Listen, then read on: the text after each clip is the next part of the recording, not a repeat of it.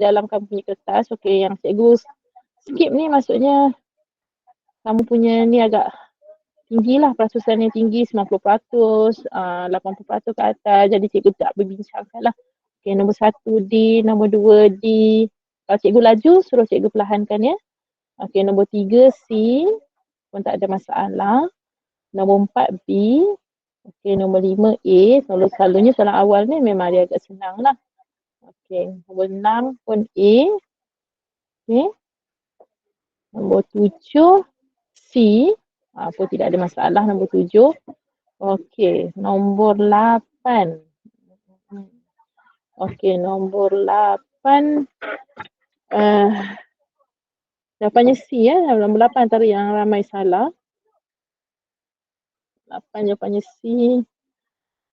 Oh, tapi yang C tu antara yang ramai betul lah. Okey, dia minta represent the hydrolysis of protein. So, hydrolysis of protein adalah polypeptide. So, kalau dia hydrolysis, dia akan add water or remove water.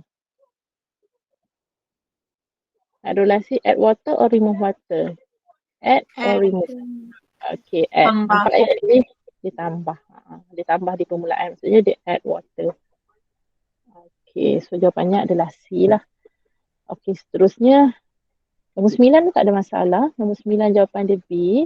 Okay, nombor 10. Nombor 10 pun tumpuan masih lagi pada C walaupun persentage rendah. Okay. Nombor C ni dari segi suhu ya. Suhu mana yang menyebabkan reducing sugar detected most quickly after 1 minute. So adalah suhu menghampiri suhu badan.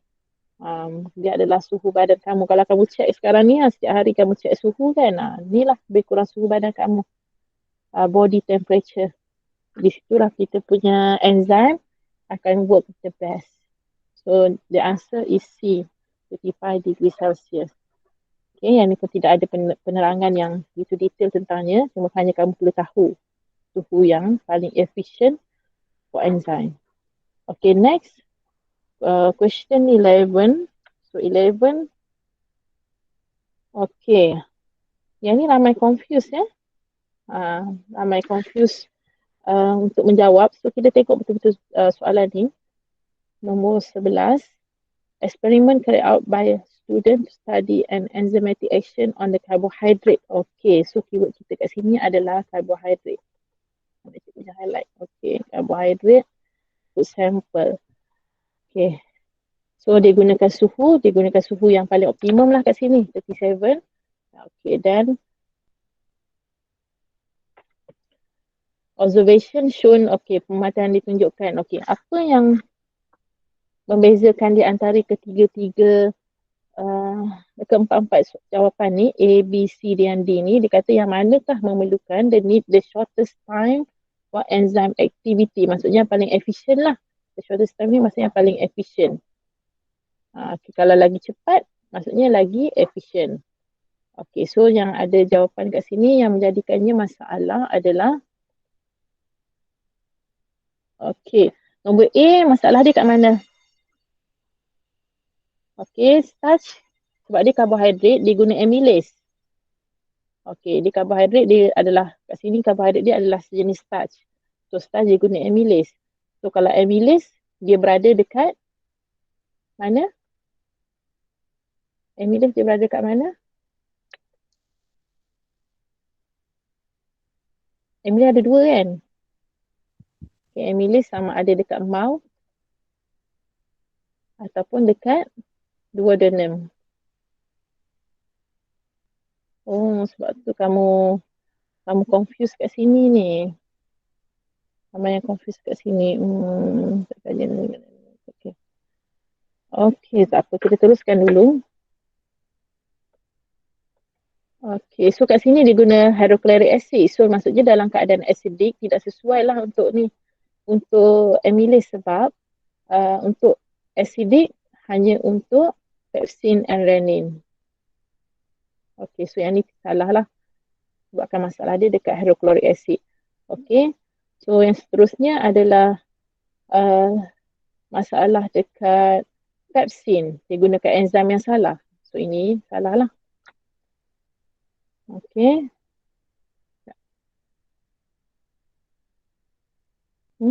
Siapa yang masuk tadi?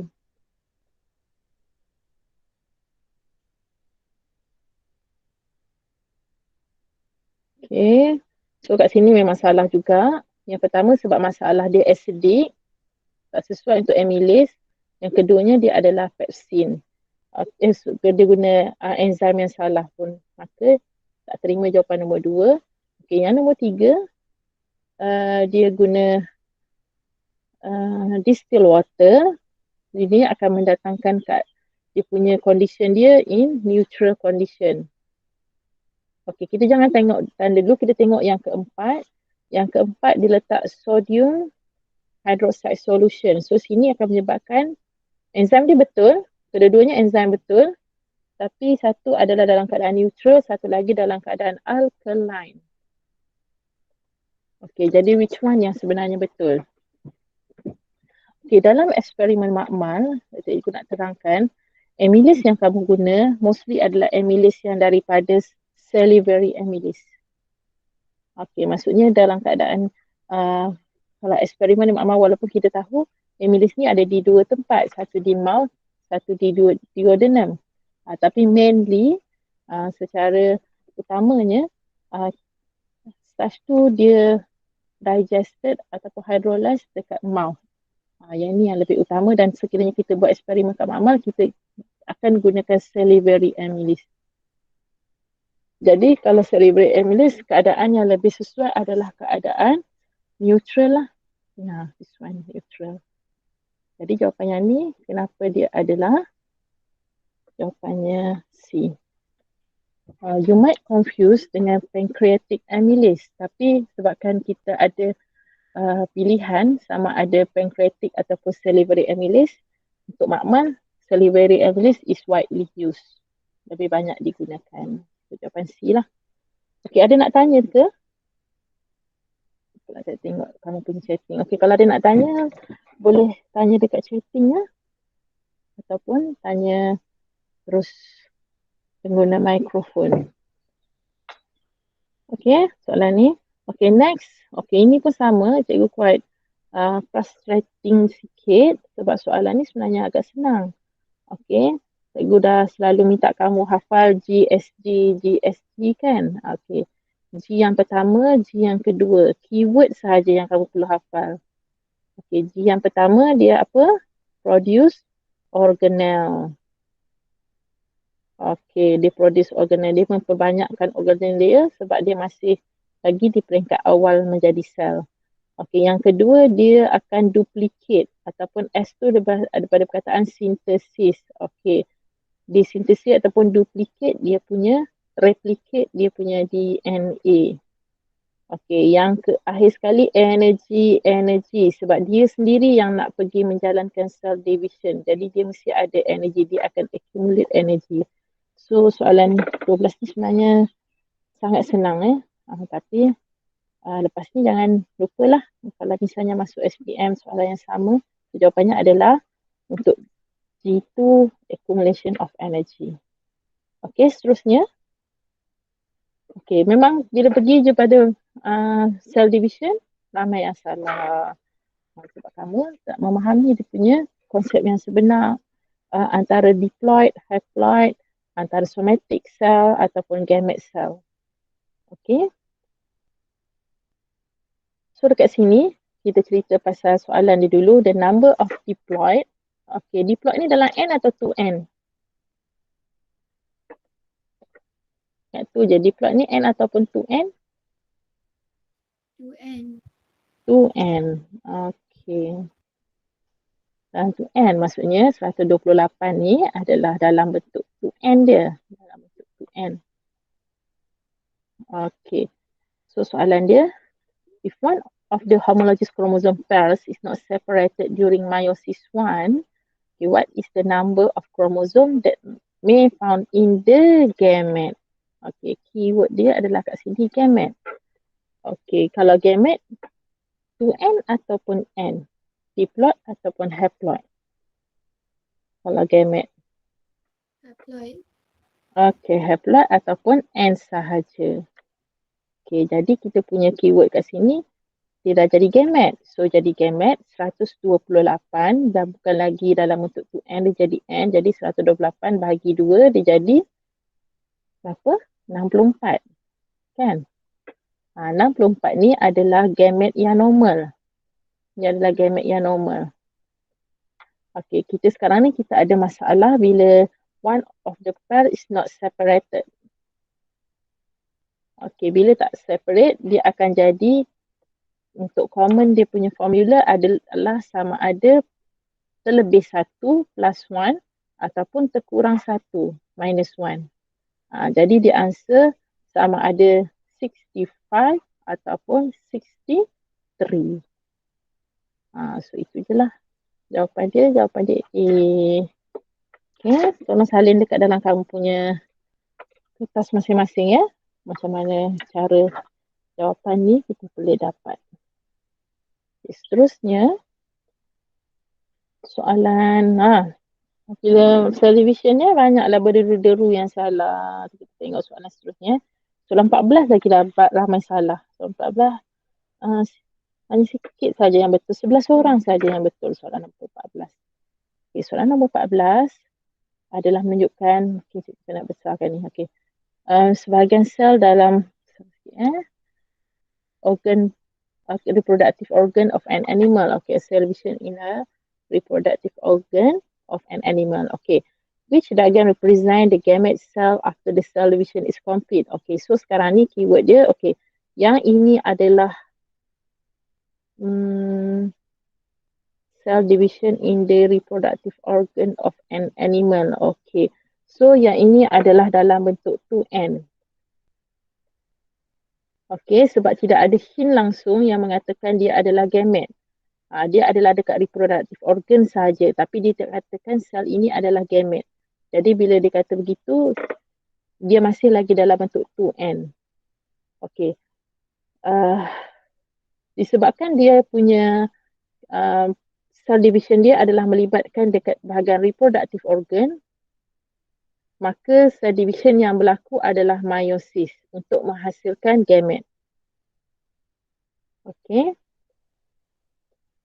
So after cell division complete, 2N akan menjadi N. Maksudnya kalau kat sini 4, dia akan bertukar menjadi 2. Dia punya kromosomnya. Okay, ada 2 kromosom dekat situ. Okay, so kat sini jawapan dia ada 2 pula pilihan. Okay, macam mana kamu nak tahu yang mana yang betul? Okay, bila di peringkat metaphase, dia akan line up. So dia akan line up with the homologous chromosome ataupun kromosom yang homolog ataupun yang sama dengannya. Okay, kaedah dia nak line up yang sama ataupun maksudnya apa? The term of homologous chromosome tu adalah kromosom yang carry the same gene tapi the same gene daripada different parent. Okay, daripada maternal, satu lagi pada paternal. Okay, so dia punya homologous chromosome tu the same gene means that dia punya size mesti sama. Okay, so yang ni dia mesti beratur, ini besar, contohnya besar dengan besar, kecil dengan kecil macam tu lah. Cuma kandungan dia tu maybe dia bawa sama ada apa nama dominant ataupun recessive tu lah, itu bergantung pada kamu punya parent. Dia punya warna berbeza tapi size mesti sama. So dalam kes ni jawapan dia yang B ni kita tidak boleh kata betul sebab yang tertinggal akhir sekali adalah 2 homologous chromosome. Tak mungkin. Sebab end of the process 2 homologous chromosome akan separate. Okay, jadi keadaan B ni tak mungkin berlaku sebab dua-dua homologous chromosome terkumpul pada satu daughter cell. So this one is not kira impossible. Okay, yang ini yang betul sebab satu saiz besar, satu saiz kecil. So dia daripada different homologous chromosome. So jawapan yang sebenar dia adalah D. Okay, kamu fokus pada saiz ya. Okay, yang ni maybe kamu tak alert sebelum ni untuk mendapatkan daughter cell.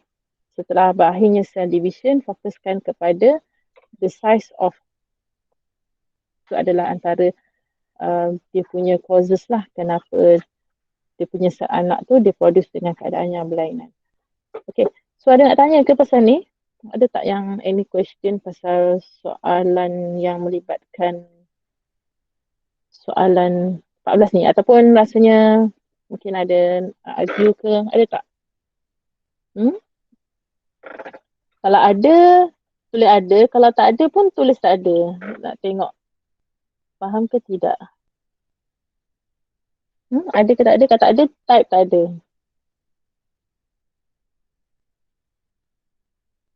Okay. Okay, thank you. Okay, faham. Okay. Ya. Yeah. Fokuskan pada size. Itu yang akan menentukan dia punya daughter self. Okay, seterusnya kita teruskan. Okay, 15D tanda pada kertas jawapan kamu tidak ada masalah. 16 pun tak ada masalah. A. Okay, 17. Kenapa? Okay, 17 ni dia kata pancreas ya. Part of human digestive system and endocrine system. So kalau cerita pasal pancreas ni, kita ada dua cerita kita boleh cerita. Satu, kita boleh cerita pancreas boleh mengeluarkan hormon, okay, insulin and glucagon. Satu lagi kita boleh cerita pancreas ni dia boleh keluarkan enzim, dia boleh secrete enzim. Okay, iaitu enzim dia adalah LAT. LAT tu lipase, pancreatic amylase and T-trypsin. Okay, so sekarang ni fokus soalan dia adalah untuk digestive process. Okay, so kita lupakan cerita pasal insulin, kita lupakan pasal cerita glucagon. Kita hanya fokuskan pada cerita enzim sahaja. Enzim LAT tadi ya. Okay, iaitu lipase, okay, amylase and trypsin.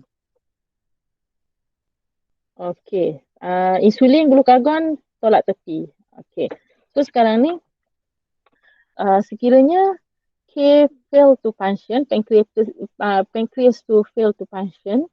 So dekat sini sepatutnya kalau dia berkait dengan endocrine system, dia akan berkait dengan insulin. Jadi dia akan menyebabkan a lot of glucose is formed sebab insulin dia gagal untuk turn ataupun convert the glucose kepada glycogen. Okay, so kalau dia melibatkan endocrine system, jawapan A ni betul. Tapi sebabkan keyword dia dekat sini digestive process, maka kita jangan sentuhlah ataupun kita jangan kaitkan dengan insulin tu. Jadi dekat sini kita tidak boleh terima sebab dia bukan tentang endokrin. Dia tentang proses pencernaan, digestive process.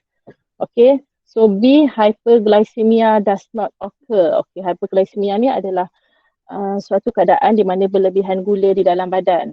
Pun tidak ada kena-mengena sebab kita dah kata kita nak lupakan tentang insulin. So tidak boleh terima.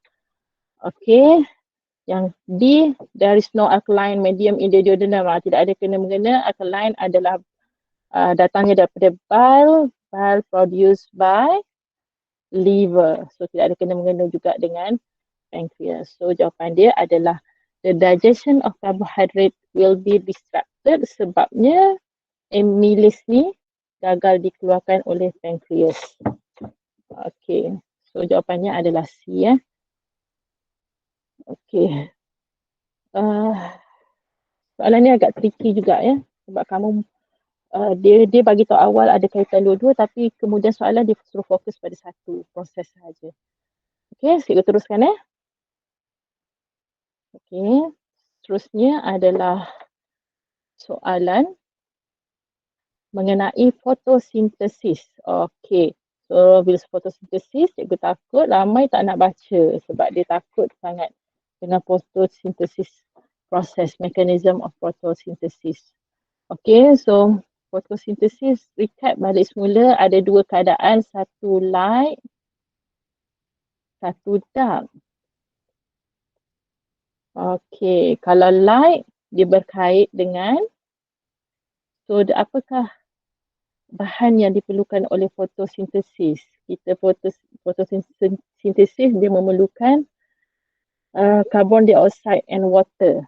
Okay, carbon dioxide tu duduknya nanti dekat dark. Dia akan digunakan kat dark.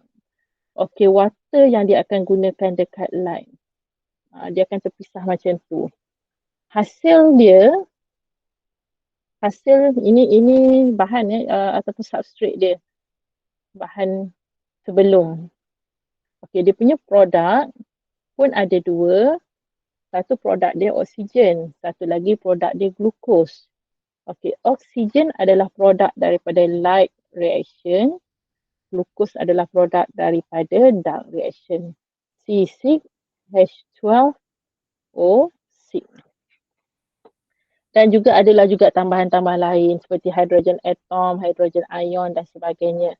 Okey, dekat sini sekiranya kamu tidak hafal tentang hidrogen dan semua tu, okey, kamu boleh juga menggunakan hint yang cikgu bagi ni untuk dapatkan jawapan. Okey, so sekarang ni tengok pada dia punya structure ni adalah Q ni di tempat yang di bawah ni dia punya kawasan ni, yang ini dipanggil sebagai apa nama tempat dengan kat kawasan ni? Siapa masih ingat?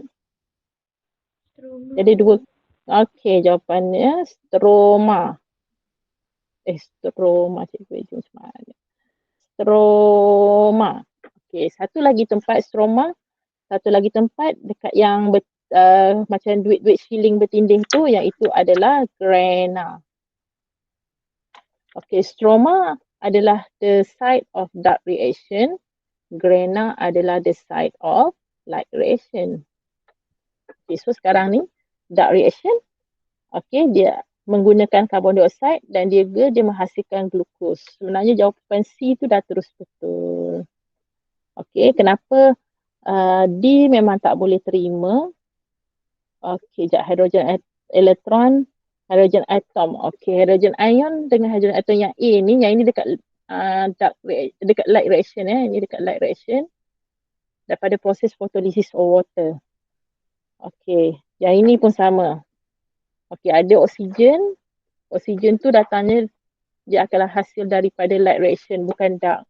Okay, so yang ni pun tak boleh terima. Ni pun adalah light. Okay, yang ini pun sama, tak boleh. Yang ni lagilah terbalik. Yang D tu lagi tak boleh terima. Ini bukan proses fotosintesis pun yang D ni. Ini adalah proses respiration, terkeluar daripada tajuk. Jadi langsung lagilah pangkah. Jawapan dia adalah C tengok betul karbon dioksida dan hasilnya dia menghasilkan glukos. Itu adalah dark reaction. Okey, ambil yang kamu hafal ni je, ambil ni je, light datangnya daripada H2O. Adalah H2O berpecah menjadi atom, hidroksil dan sebagainya. Akhir sekali produk dia adalah oksigen. Manakala dark datangnya daripada substrate karbon dioksida. Okey, last sekali dia akan hasilkan glukos. Okey, dah salin nota dah. Dah ya. Okey.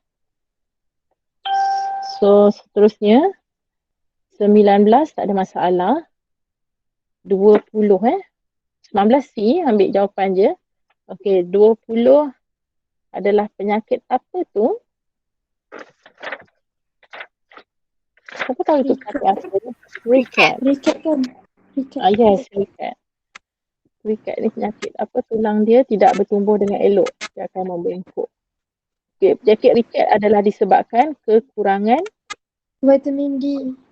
vitamin D dan juga dia bila kita berkait dengan tulang, dia mesti ada kena mengena dengan Kalsium. calcium. Yes, dia ada related dengan vitamin D and calcium. Okay, so kat sini kalau kamu tak tahu penyakit ricket dan juga tu susah jugalah nak jawab. Okay, dia tanya yang manakah makanan yang most suitable for those who suffering from disease as shown in diagram 12. So kat sini kita carilah yang mana kalsium tinggi. Okay, kalsium tinggi yang ini, kalsium dengan vitamin D tinggi ini. Okay, X ni D dia rendah. Okay, kita bolehlah simpan jawapan tu. Yang W ni pula D tinggi tapi C rendah. Rendah sikit lah. Kalsium rendah sikit. Okay, yang ni tak boleh lah. Kosong terus. Yang ini rendah sangat pula dia punya kalsium ni, 4. Ini KIV lah, boleh lah. KIV. 2B.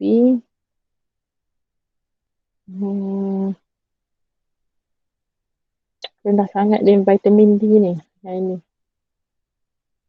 Ya, tapi kita ambil je dulu yang ni. Yang kosong tu tak boleh terima. So jawapan dia U, W, X, Z. Tapi yang ni pun cikgu rasa rendah sangat ni. Jadi soalan rendah.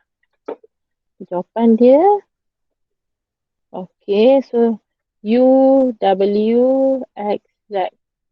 U, W, X, Z, dia boleh jadi U, W, X, Z, U, W, X, Z. Okay, A dengan C memang tak ada lah.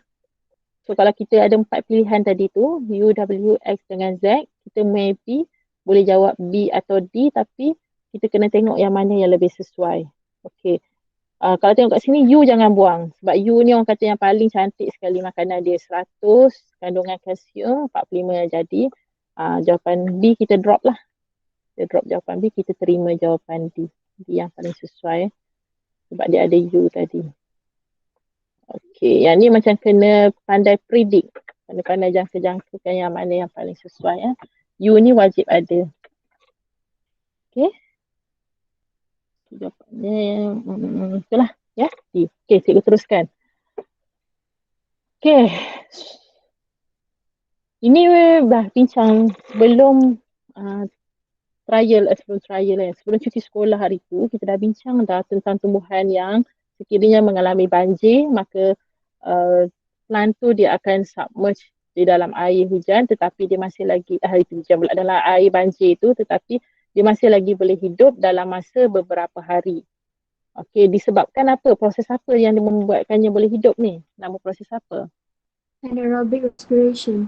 Yes, anaerobic respiration. So anaerobic respiration for plant dia sama dengan anaerobic respiration in yeast. Dia sama. Okay. So kalau anaerobic in yeast, dia mestilah dia tidak menggunakan oksigen. So memang jawapan C dengan D definitely tak boleh betul sebab dia ada oksigen kat situ. So kita punya pilihan jawapan adalah A atau B. Okay, yang A ni hanya untuk muscle saja. Tak sama ya kita dengan plant. Kalau animal cell, kena je muscle ni. Kalau animal cell, kita akan produce lactic acid. Tetapi untuk plant cell, dia sama dengan keadaan yeast, dia akan produce ethanol plus carbon dioxide. Okay. So itu jawapan dia B. Okay, seterusnya. Soalan nombor 22. 22 ni, cikgu rasa ramai yang macam tak tahu perbezaan antara filament, lamella dan sebagainya. So soalan dia kat sini dia tanya which of the following structure increases the efficiency of field gill as respiratory organ. Okay, gill arc memang tak ada sebab gill arc tu hanya pemegang sahaja. Ni gill arc tu dia macam ni dia macam tu. Okay, daripada gill arc tu so dia ada lamella and filament. Okay, so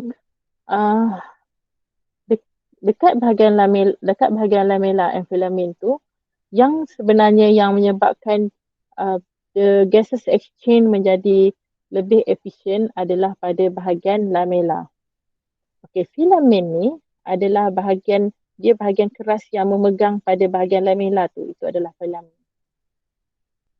Jadi filament ni dia tidak mempengaruhi sangat the efficiency of fish gill tadilah yang kita bincangkan, tetapi sebenarnya adalah lamella yang increase. Okay, dia akan causes the gases exchange tu berlaku dengan lebih pantas. So jawapannya adalah lamella. Filament tu adalah yang memegang lamella, gill arc tu yang memegang dengan tempat yang lebih besar lah, memegang both filament and lamella. Okay, so itu jawapan dia, 22. Okay, cikgu tak tengok chatting tu. So kalau ada soalan, minta tolong remind cikgu ya. Okay, sama juga soalan 23. Yang manakah betul? Okay, which one is true for both aerobic and photosynthesis process? So yang ni kamu kena baca betul-betul lah. Cikgu rasa maybe boleh, kamu boleh apa?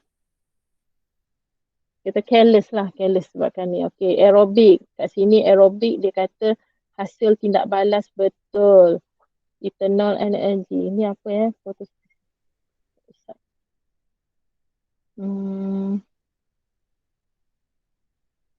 Carbon dioxide. Yang manakah benar? Aerobik. Okey, salah lah ni sebab ni bukan aerobik, ini anaerobik. Kalau yang ni hasil ethanol ni adalah untuk anaerobik.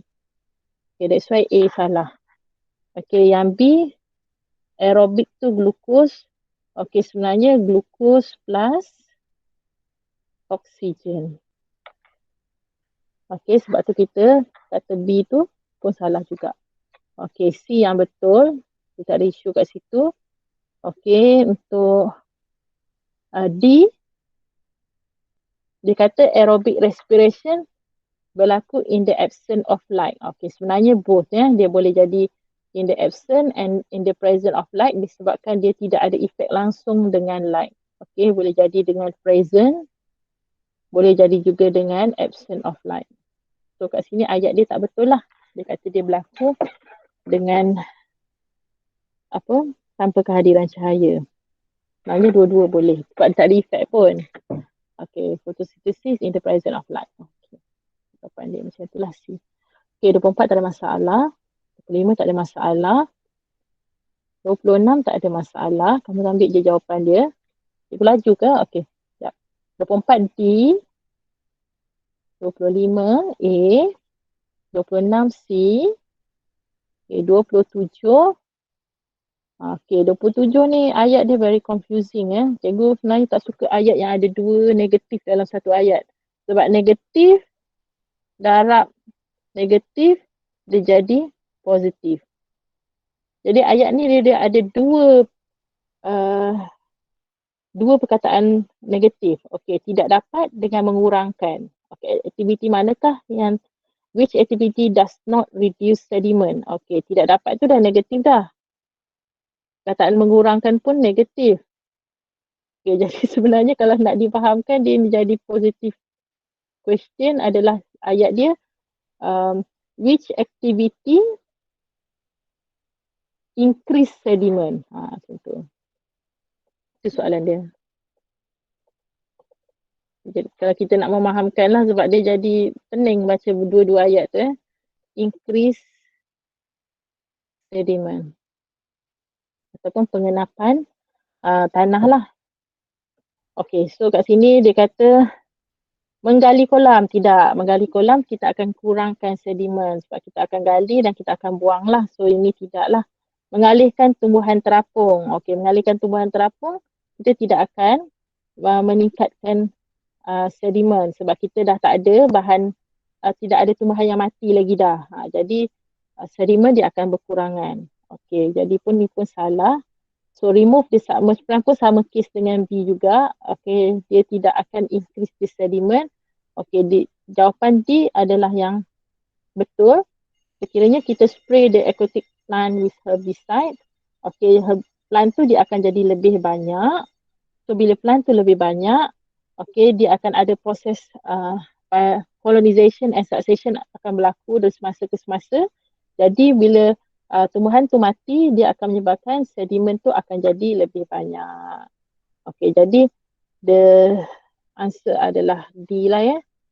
Okay, bila kita spray dengan herbicide, tumbuhan aquatic akan jadi banyak dan dia akan kemudiannya mati dan akhirnya menghasilkan sedimen yang lebih tinggi lah, yang lebih banyak. Okay. Okay, cikgu rasa kita teruskan dulu. Okay, nombor 28. 28 ni senang. Kenapa ya? Oh, okay, 28 ni cikgu rasa ramai jawab D. D tak boleh ya. Okay, dia kata which the following step are implemented to reduce environmental damage. Okay, bahaya soalan ni. Tetapi soalan dia, which step that help to reduce the effect of global warming? Tiba-tiba dia cakap pasal global warming. Jadi kat situ, maybe kamu tak baca sampai habis, dia kata which step can reduce the effect of global warming. So kalau global warming dia berkait dengan carbon dioxide, carbon monoxide dan sebagainya. Okay, so sharing transport betul, boleh mengurangkan carbon dioxide. Replanting trees pun sama, boleh mengurangkan greenhouse gases ataupun carbon dioxide. Okay, reducing the usage of fossil fuel, sebab fossil fuel ni kebanyakannya kita kena bakar. Jadi pun boleh reduce the greenhouse gases or carbon dioxide. Okay, yang ini tidak ada kena-mengena. Soalan tak ada kena-mengena. So jawapan dia hanyalah 1, 2, 3. Okay, sebab dia adalah sisa pepejal, tidak ada kena-mengena dengan gases. So jawapan 28A. Okay, 29. B. 30. C.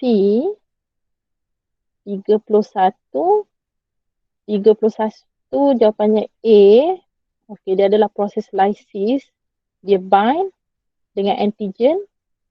Later on, dia akan menyebabkan the antigen tu terurai, pecah. So, lysis lah ini sebenarnya yang mudah juga. Okay, 32. D. 33. C. Tak ada masalah juga. Very good. Okay, 34.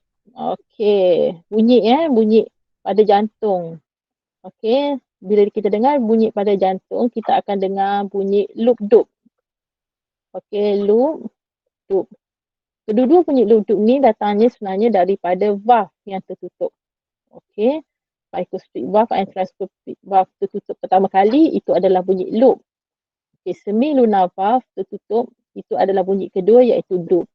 Okay, jika dia ada masalah dengan bunyi loop his, maksudnya dia bermasalah dengan penutupan injap yang kedua iaitu injap yang dipanggil sebagai semilunar valve. Okay, tidak ada kena-mengena dengan benda lain sebab bunyi itu datangnya sendiri daripada injap. So jawapan dia B lah. The defective semilunar valve. Okay, so buat nota sikit kat situ. Bunyi loop datang daripada valve ataupun injap. Okay, seterusnya vertebrae. So ini yang mana, macam mana kita nak tahu vertebrae tu dia adalah disebabkan dia ada lumen dekat sini. Okay, dia ada 3 lumen. Kalau vertebrae yang biasa hanya ada 1 lumen sahaja. Yang ni dia ada 3 lumen. Dia ada pasangan lumen dekat sini So bila ada 3 lumen, dia adalah vertebrae yang paling dekat dengan kamu punya brain ataupun skull. Okay, paling dekat dengan kamu skull ialah brain adalah vertebrae yang paling atas sekali iaitu cervical vertebrae. Sebab dia nak memuatkan lebih banyak neuron yang berada untuk menyambungkannya pada brain. Jadi dia mesti ada 2 lumen, so itu adalah cervical vertebrae. Okay, seterusnya 36 tak ada masalah. B. 37, 100% betul. Jawapannya A. Tahniah semua. 38 jawapan dia B. Okay, 39 C. 40 C. Okay, cikgu skip ni sebab sangat ramai yang betul. Jawapan tu 41 A. Okay, 42. Yang ni kamu kena hafal sikit lah. Yang ni dia macam kata fix. Jawapan dia fix. Dia tidak bergantung pada keadaan ke apa. Memang kedudukannya dekat situ. Okay, which one dekat situ dia kata label of gametes. So cikgu punya gambar ni kurang terang. So, kalau kamu tengok dekat kamu punya gambar tu, dia adalah kedudukan dia. Dia dekat sini. Okay. Female gamete tu adalah di bahagian bawah Okay, ni yang tengah dia. Dia ada 8 kan? Ni 8 nukleus kan? Okay, siapa ingat lagi tak nama-nama dia? Ingat lagi tak? Setiap tempat ni apa nama dia? Siapa boleh tolong cikgu? Okay, yang ni female nucleus. Female gamete. So, female gamete. Okay, yang dua ni apa? Synergid cell. Synergid cell. Yang dua bawah ni Ya. Synergid cell. Okey, dua yang atas ni Antipodal cell. antipodal cell, antipodal Polar nukleus cikgu. polar nucleus, antipodal yang 3. Betul. Antipodal. Yang ni polar nucleus. Okey.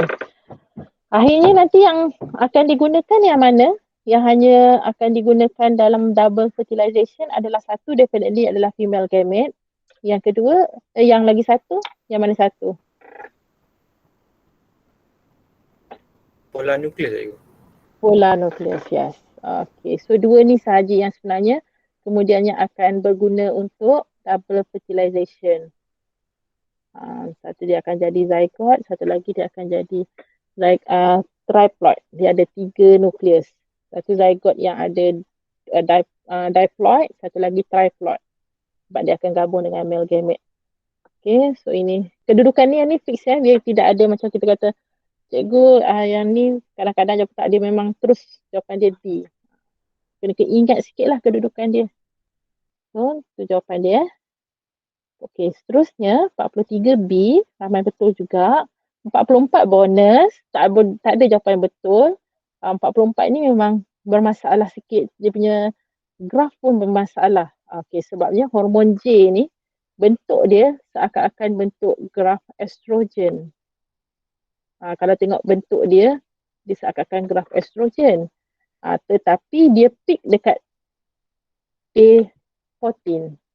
Jadi tak mungkinlah sebab sepatutnya graf estrogen dia akan peak pada hari ke-12 macam tu. Yang peak pada hari 14 adalah LH. Tapi kalau LH dia bukan macam tu graf dia. Kalau LH dia akan datang tu dia naik macam tu. Dia datang hanya untuk hari ke-14 je dia akan peak. Macam itulah lebih kurang. Itulah. So ini memang masalah lah. Kita tak ada jawapan-jawapan pun tak boleh. Kalau dia estrogen pun tak ada jawapan betul. Kalau dia LH pun tak ada jawapan betul. Dah check dah. So tak apa, kita abaikan. Okay, 45 pun tak ada masalah. 45 ramai betul. Jawapan dia C. Okay, 46. Okay, masalah dengan rhesus ya. Kalau ada masalah dengan rhesus factor. So anak pertama lahir elok tapi anak seterusnya mengalami keguguran. Dia yang ini pun tidak ada, kita kata situasi ni berbeza dengan situasi ni tak ada. Yang ni memang fix. Kalau masalah rhesus ni, untuk baby yang keguguran, definitely mother dia mesti rhesus negatif.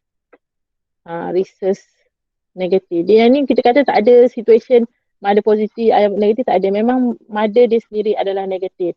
Sebab tu ada cikgu masa ajar chapter ni, cikgu pesan yang perempuan pergi check darah kamu rhesus positif ataupun negatif.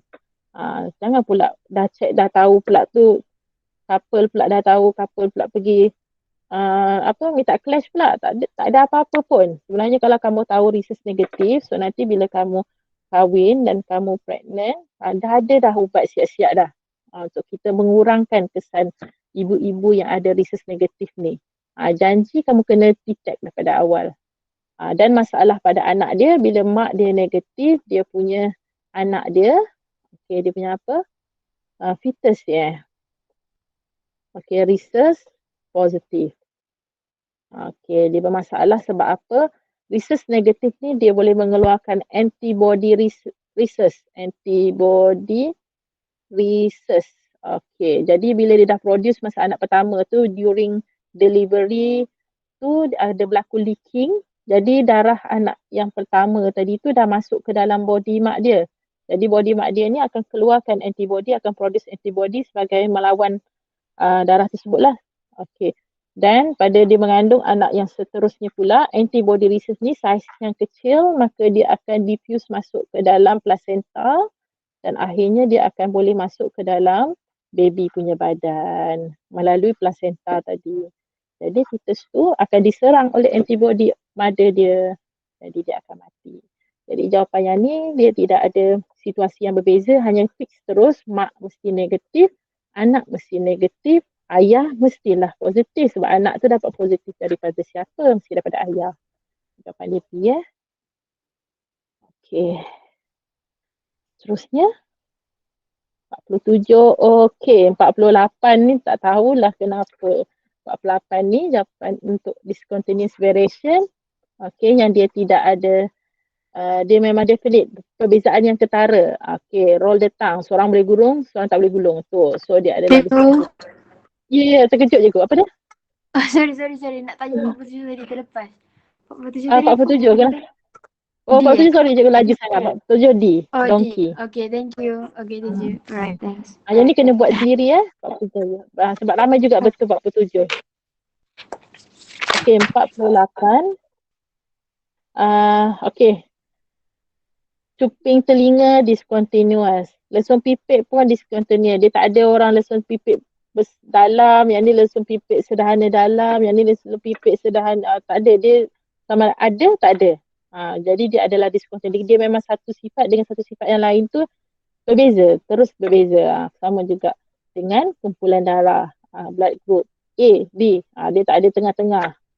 A campur O tak ada. Dia mesti punya terus orang ni darah A, orang ni darah O, orang ni darah AB macam tu. So semuanya adalah discontinuous, jadi jawapannya adalah B. Okey, seterusnya kita pergi pada soalan 49, tidak ada masalah juga. Kenapa 49 tak ada jawapan?